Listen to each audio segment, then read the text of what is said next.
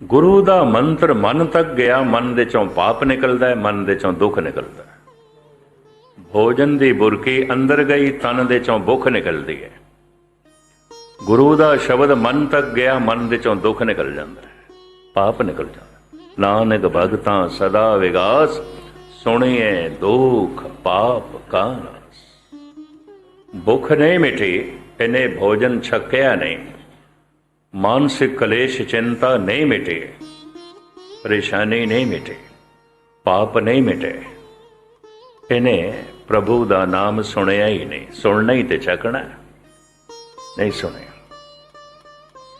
जैसे जबान ने उच्चारण किया वाहिगुरु, कि कन्ना राही मन सुने, सुनना मन ने, बोलना जबान ने, सुनना मन ने।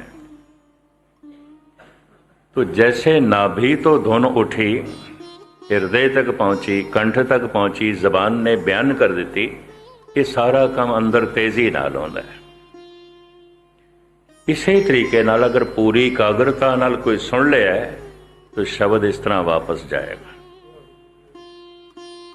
पर महर्ज करा जितनी छेती मनुख दी जबान प्रगट कर देंदी है, इतनी छेती मनुख दे कन मन तक नहीं पहुँचाते, क्यों? मन अपनी एकाग्रता नहीं देता, सुनन दे च अपनी एकाग्रता नहीं देता, सुनन दे च अपना ध्यान नहीं देता। इस वास्ते धर्म नूं ध्यान साधना कहते हैं। ध्यान साधना, जितना क ध्यान देवेगा उतना ही सुन सकेगा। जबान ने वाहिगुरु उच्चारण किया है कि हुण मन ने ध्यान नाल सुने है, बैखरी शब्द वापस आया है, कंठ तक आएगा, मधमा बन जाएगा, वापस उसे जिस रास्ते तो आया है शब्द, उसे रास्ते तो वापस जाएगा। जैसे कंठ तक आया है तो पहचान की होवेगी, ऐसे मनुख नूं वाहिगुरु आखण दा रस आवेगा, ये पहचान। ऐसे मनुख नूं कह देंदे ने वाहिगुरु इस दी रसना ते वस गया। जिवें भोजन दी बुरकी जबान ते स्वाद ते आ जांदा है, वाहिगुरु वाहिगुरु कोई जप रहा है ते रस नहीं आ रहा, अजे शब्द रसना ते नहीं टिकिया, अजे कंठ दे च नहीं वसिया। कंठ दे च वसदियां ही रस आ जाता, क्योंकि शब्द गहरा चला गया। जो गहरा चला गया तो अपना काम करेगा। ऐसा मनुख बाणी जद जपेगा रस ना, ऐसा मनुख जद वाहिगुरु वाहिगुरु जपेगा रस ना, उन्होंने रस आवेगा। इस जबान ते अगर उच्चारण करदियां रस आन लग पिया, ऐसे पुरुषां लई महाराज ने कहा, प्रभ जी बसे साध की रसना। साध जो साधना कर रहा है, जिहदी साधना पूरी हो गई वो संत, जो साधना कर रहा है साध है, साधु है, रसना ते वस गया है, साधु है। जिस दिन रोम रोम दे च वस जाएगा संत हो जाएगा, पूरन पुरख हो जाएगा। पर रसना ते वस गया साधु है, साधना पिया करता है। प्रभ जी बसे साध की रसना। नामदेव कहते ने रसना गीदी बोलत राम। नामदेव कहते मैं राम की बोले है, जबान रस नाल भर गई, महारस नाल भर गई, बड़ा रस आया। ऐसा रस जो दुनिया के किसी पदार्थ विच नहीं, जो बाहर है ही नहीं। ऐसा रस अमृत मन चाख्या, तृप्त रहे आगाई। बड़ा जिक्र है उस महारस का। रसायन आख्या गया, रसां दी खान है परमात्मा का नाम। पर अजे रसना ते वसिया है, अजे भुरकी मूंह दे च वसी है, अजे अंदर नहीं गई, अजे रोम रोम दे च नहीं वसिया। शब्द होर गहरा चला गया पसंती तक। ऐसा मनुख अनाहद नाद सुनता है। ਬ੍ਰਹਿਮੰਡ ਦੇ ਜੋ ਪਰਮਾਤਮਾ ਦੀ ਆਵਾਜ਼ ਹੈ, ਜਿਸ ਤੋਂ ਸੰਸਾਰ ਬਣਿਆ, ਅਨਾਹਦ ਨਾਦ ਉਹ ਸੁਣਦਾ ਹੈ। ਉਹ ਅਨਾਹਦ ਨਾਦ ਸੰਗੀਤਮਈ ਹੈ, ਗੀਤਮਈ ਹੈ। ਜਿੱਦਾਂ ਮੇਰੇ ਪਾਤਸ਼ਾਹ ਨੇ ਜ਼ਿਕਰ ਕੀਤਾ ਹੈ, ਵਾਜੇ ਨਾਦ ਅਨੇਕ ਅਸੰਖਾਂ ਕੇਤੇ ਵਾਵਣ ਹਾਰੇ, ਕੇਤੇ ਰਾਗ ਪਰਿਸਿਉ ਕਈਨ, ਕੇਤੇ ਗਾਵਣ ਹਾਰੇ। ਅਨੇਕਾਂ ਰਾਗਾਂ ਤੇ ਸਾਜ਼ਾਂ ਦੀ ਆਵਾਜ਼, ਗੀਤਮਈ ਸੰਗੀਤਮਈ। ਚੁੱਪ ਹੈ ਤੇ ਸੁਣ ਰਿਹਾ ਹੈ, ਐਸਾ ਉਸ ਨੂੰ ਸੁਣਾਈ ਦਿੰਦਾ। ਆਪਣੀ ਜ਼ਿੰਦਗੀ 'ਚ ਮੈਂ 2-3 ਪੁਰਸ਼ ਇਸ ਤਰ੍ਹਾਂ ਦੇ ਦੇਖੇ, ਸਿੱਖ ਜਗਤ ਦੇ 'ਚ ਔਰ ਅਨਮਤ ਦੇ 'ਚ ਵੀ ਜ਼ਰੂਰ ਹੋਣਗੇ, ਜਿਹਨੂੰ ਅਨਾਹਦ ਨਾਦ ਆਖਿਆ ਗਿਆ, ਪਰਮਾਤਮਾ ਦੀ ਆਵਾਜ਼ ਆਖਿਆ ਗਿਆ। ਤਿਸ ਕੀ ਸੋਏ ਸੁਣੀ ਮਨ ਹਰਿਆ, ਉਹਦਾ ਨਾਦ ਸੁਣਿਆ, ਉਹਦਾ ਬੋਲ ਸੁਣਿਆ, ਉਹਦੇ ਬੋਲਾਂ ਵਿੱਚ ਉਹਦੀ ਸੋਭਾ ਪ੍ਰਗਟ ਹੋਈ ਹੈ, ਮਨ ਬੜਾ ਹਰਾ ਭਰਾ ਹੋ ਗਿਆ, ਬੜੀ ਖੇਡ ਬਣ ਗਈ। ਐਸਾ ਮਨੁੱਖ ਅਨਾਹਦ ਨਾਦ ਸੁਣਦਾ, ਉਹਦੀ ਦੁਨੀਆ 'ਚ ਮਹਾਰਸ ਹੋ ਜਾਂਦਾ ਹੈ, ਰਸ ਮਹਾਰਸ ਹੋ ਗਿਆ। ਸੰਗੀਤ ਗੀਤ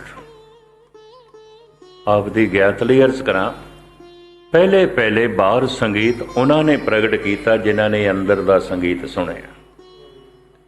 ਪਹਿਲੇ ਪਹਿਲੇ ਜਿਨ੍ਹਾਂ ਨੇ ਗੀਤ ਬਾਹਰ ਪ੍ਰਗਟ ਕੀਤੇ, ਉਹਨਾਂ ਨੇ ਕੀਤੇ ਜਿਨ੍ਹਾਂ ਨੇ ਅੰਦਰ ਇਹ ਗੀਤ ਸੁਣੇ।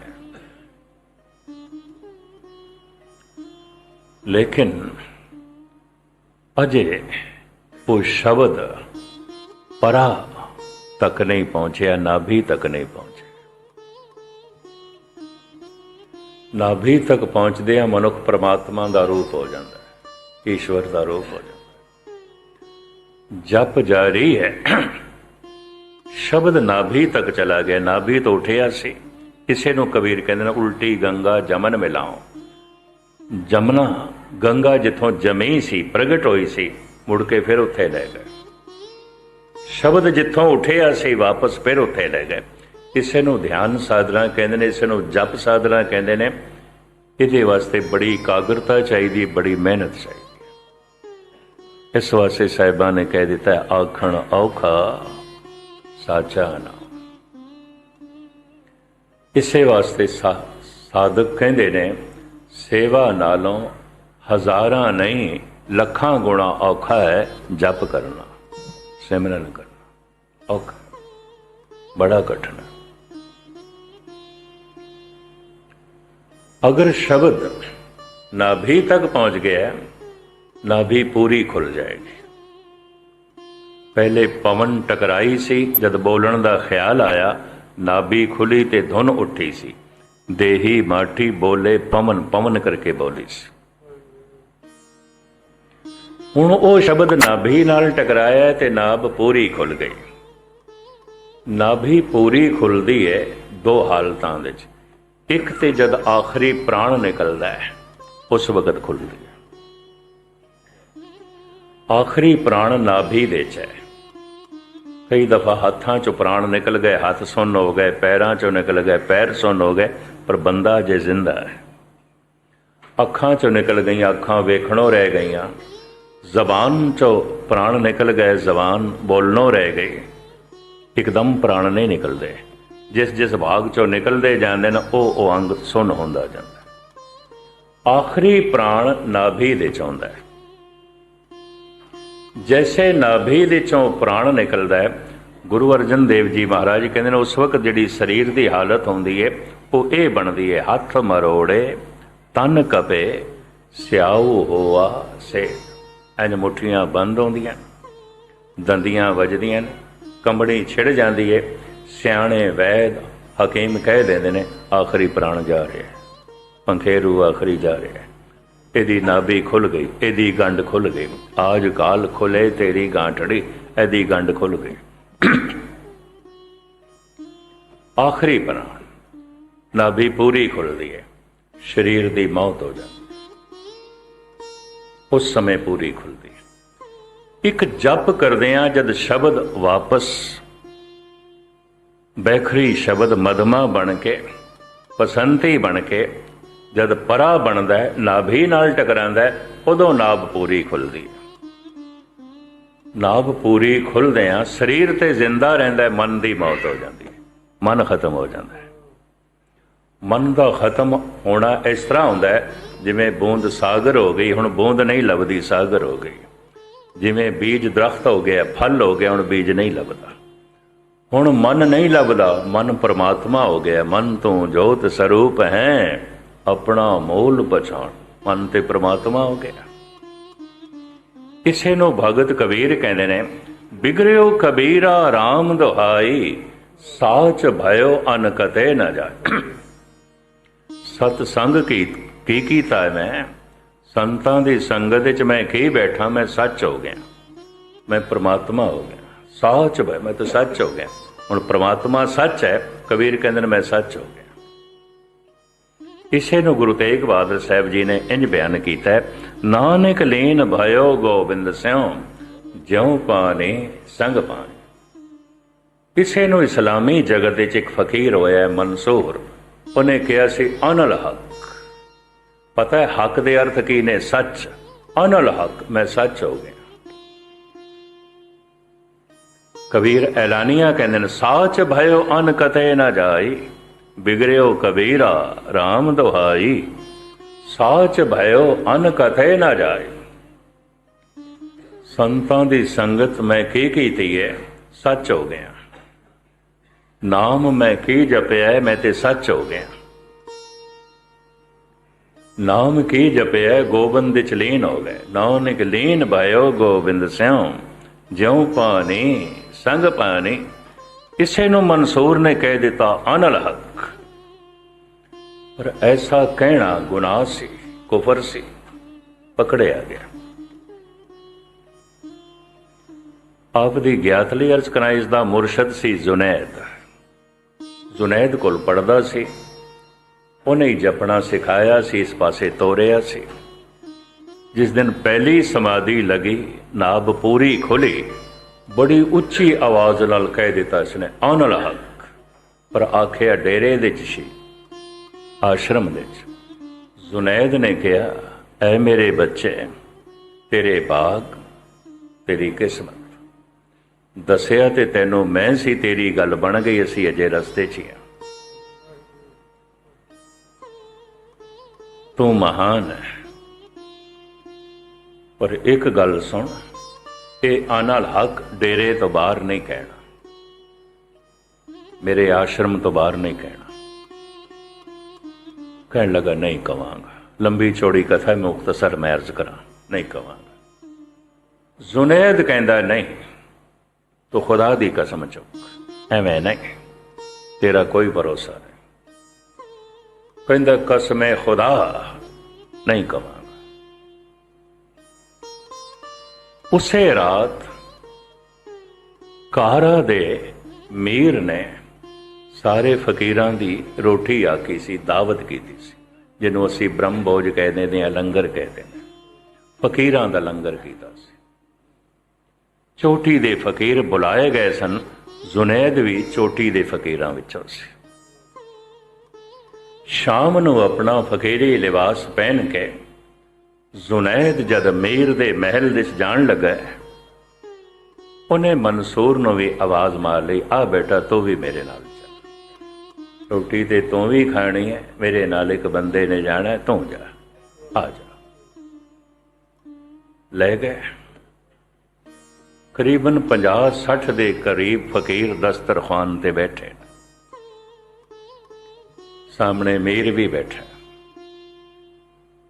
ਭਾਂਡੇ ਰੱਖੇ ਜਾ ਰਹੇ ਨੇ, ਭੋਜਨ ਪਰੋਸਿਆ ਜਾ ਰਿਹਾ। ਹੁਣ ਇਤਨੇ ਫਕੀਰ ਬੈਠੇ ਹੋਣ, ਉੱਥੋਂ ਦੀ ਆਭਾ, ਉੱਥੋਂ ਦਾ ਔਰਾ, ਉੱਥੋਂ ਦੀ ਵਾਈਬ੍ਰੇਸ਼ਨ ਤੇ ਕੁਦਰਤੀ ਰੱਬੀ ਬਣੇਗੀ, ਧਾਰਮਿਕ ਬਣੇਗੀ। ਇੱਕ ਫਕੀਰ ਕੁਛ ਰੱਬ ਦੀਆਂ ਗੱਲਾਂ ਕਰਦਾ ਹੈ, ਬਾਕੀ ਸੁਣਦੇ ਨੇ, ਫਿਰ ਦੂਜਾ ਬੋਲਦਾ, ਤੀਜਾ ਬੋਲਦਾ, ਚੌਥਾ ਬੋਲਦਾ। ਵਾਰੀ ਵਾਰੀ 1 ਮਿੰਟ 2-2 ਮਿੰਟ ਆਪਣੇ ਆਪਣੇ ਅਨੁਭਵ ਪੇਸ਼ ਕਰ ਰਹੇ ਨੇ। ਜੁਨੈਦ ਦੀ ਵਾਰੀ ਆਈ। ਜੁਨੈਦ ਰਸਕ ਪੁਰਸ਼ ਸੀ, ਬੈਰਾਗੀ ਪੁਰਸ਼ ਸੀ, ਬਿਰਹਾ ਸੀ, ਪਰਮਾਤਮਾ ਦੀ ਗੱਲ ਕਰਦਾ ਸੀ, ਖੁਦਾ ਦੀ ਗੱਲ ਕਰਦਾ ਸੀ, ਬੜੀ ਗਹਿਰਾਈ ਚੋਂ। ਤੇ ਜਿਹੜੀ ਗਹਿਰਾਈ ਚੋਂ ਨਿਕਲੇਗੀ, ਗਹਿਰਾਈ ਤੱਕ ਪਹੁੰਚੇਗੀ। ਜ਼ਬਾਨ ਚੋਂ ਨਿਕਲੀ ਹੋਈ ਗੱਲ ਸਿਰਫ ਕੰਨਾਂ ਤੱਕ ਪਹੁੰਚਦੀ ਹੈ, ਹਿਰਦੇ ਚੋਂ ਨਿਕਲੀ ਹੋਈ ਗੱਲ ਹਿਰਦੇ ਤੱਕ ਪਹੁੰਚਦੀ ਹੈ। ਇਸ ਨੂੰ ਇਕਬਾਲ ਇੰਜ ਕਹਿੰਦਾ ਹੈ, ਦਿਲ ਸੇ ਜੋ ਬਾਤ ਨਿਕਲਤੀ ਹੈ ਅਸਰ ਰੱਖਤੀ ਹੈ, ਪਰ ਨਹੀਂ ਤਾਗਤੇ ਪਰਵਾਜ਼ ਮਗਰ ਰੱਖਤੀ ਹੈ। ਭਾਵੇਂ ਪੰਖ ਨਹੀਂ, ਪਰ ਐਸੀ ਗੱਲ ਬੜੀ ਉੱਚੀ ਉਡਾਰੀ ਰੱਖਦੀ ਹੈ। ਕਿਸੇ ਨੂੰ ਮੇਰੇ ਪਾਤਸ਼ਾਹ ਕਹਿੰਦੇ ਨੇ, ਜਾਂ ਕਾ ਕਿਹਾ ਦਰਗੇ ਚਲੇ, ਜਿਹਦਾ ਬੋਲਿਆ ਹੋਇਆ ਦਰਗਾਹ ਤੱਕ ਪਹੁੰਚਦਾ ਹੈ, ਪਰਮਾਤਮਾ ਤੱਕ ਪਹੁੰਚਦਾ, ਪਰਮਾਤਮਾ ਵੀ ਸੁਣਦਾ ਹੈ। ਜ਼ੁਨੈਦ ਇਤਨੀ ਇਕਾਗਰਤਾ ਨਾਲ ਬਿਰਹੇ ਨਾਲ ਬੋਲ ਰਿਹਾ ਹੈ, ਬੜੀ ਉੱਚੀ ਆਵਾਜ਼ 'ਚ ਨਿਕਲ ਗਿਆ ਮਨਸੂਰ ਤੋਂ, ਆਨ ਲਾ ਆਨ ਲਾ ਆਨ ਲਾ। ਪਕੜਿਆ ਗਿਆ ਵਿੱਚ, ਇਹਨੂੰ ਕੁਫਰ ਸਮਝਦੇ ਸੀ। ਲੰਬੀ ਚੌੜੀ ਕਥਾ ਹੈ, ਇਹਨੂੰ ਸਜ਼ਾਏ ਮੌਤ ਸੁਣਾਈ ਗਈ। ਸਜ਼ਾਏ ਮੌਤ ਤੋਂ ਪਹਿਲੇ ਪੱਥਰ ਵੀ ਮਾਰੋ। ਹੁਣ ਤੇ ਸੂਫੀ ਸੰਤ ਕਵਾਲ ਉਹਦੀ ਮਹਿਮਾ ਦੇ ਗੀਤ ਗਾਉਂਦੇ ਨੇ ਮਨਸੂਰ ਦੇ। ਸੰਗਸਾਰ ਵੀ ਕਰੋ ਤੇ ਸੋਲੀ ਤੇ ਚੜ੍ਹਨਾ। ਖੁੱਲੇ ਮੈਦਾਨ ਵਿੱਚ ਹਜ਼ਾਰਾਂ ਮਨੁੱਖਾਂ ਦੇ ਇਕੱਠ ਹੈ। ਇਸ ਵਿਚਾਰੇ ਦੀਆਂ ਮੁਸ਼ਕਾਂ ਬਣੀਆਂ ਹੋਈਆਂ ਨੇ, ਸੋਲੀ ਤੇ ਚੜ੍ਹਨ ਵਾਸਤੇ ਲੈ ਜਾਣਾ। ਲੰਬੀ ਚੌੜੀ ਕਥਾ ਨੂੰ ਮੈਂ ਇੱਕ ਪਾਸੇ ਕਰਾਂ, ਉਸ ਭੀੜ ਵਿੱਚ ਉਸ ਦਾ ਮੁਰਸ਼ਦ ਵੀ ਆਇਆ। ਜ਼ੁਨੈਦ ਕੋਲ ਪਹੁੰਚਿਆ, ਮਨਸੂਰ ਨੂੰ ਕਹਿੰਦਾ, ਦੋ ਲਫ਼ਜ਼ ਬੜੇ ਕੀਮਤੀ ਨੇ, ਸੁਨਹਿਰੀ ਨੇ। ਐ ਮੇਰੇ ਬੱਚੇ, ਮੈਨੂੰ ਐਸਾ ਅਨੁਭਵ ਹੋ ਰਿਹਾ, ਮਨਸੂਰ ਨੂੰ ਸੁਣਾਉਂਦਾ, ਪਾਗਲਾਂ ਦੀ ਭੀੜ ਵਿੱਚ ਇਤਨਾ ਸਿਆਣਾ ਹੋ ਜਾਣਾ ਵੀ ਪਾਗਲਪਨ ਹੈ, ਪਾਗਲਪਨ। ਗੁਨਾਹਗਾਰਾਂ ਦੀ ਭੀੜ ਵਿੱਚ ਇਤਨਾ ਸਵਾਬਸ਼ੀਲ ਹੋ ਜਾਣਾ, ਇਤਨਾ ਪੁਨੀਤ ਹੋ ਜਾਣਾ ਵੀ ਇੱਕ ਗੁਨਾਹ ਹੈ, ਐਸਾ ਮੈਨੂੰ ਮਹਿਸੂਸ ਹੋ ਰਿਹਾ। ਭੀੜ ਪਾਗਲਾਂ ਦੀ, ਤੂੰ ਇੱਕ ਸਿਆਣਾ। ਭੀੜ ਗੁਨਾਹਗਾਰਾਂ ਦੀ, ਤੂੰ ਇੱਕ ਪੁਨੀਤ। ਮੈਂ ਤੈਨੂੰ ਕਿਵੇਂ ਬਚਾਵਾਂ? ਨਹੀਂ ਬਚਾ ਸਕਦਾ। ਲੇਕਿਨ ਐ ਮੇਰੇ ਬੱਚੇ, ਮੈਂ ਇੱਕ ਗਿਲਾ ਵੀ ਕਰਨ ਆਇਆ, ਹਮਦਰਦੀ ਜਤਾਉਣ ਵੀ ਆਇਆ, ਇੱਕ ਗਿਲਾ ਕਰਨ ਵੀ ਆਇਆ। ਕੀ ਗਿਲਾ ਕੀ ਹੈ? ਐ ਮੇਰੇ ਮੁਰਸ਼ਦ, ਗਿਲਾ ਕੀ ਹੈ?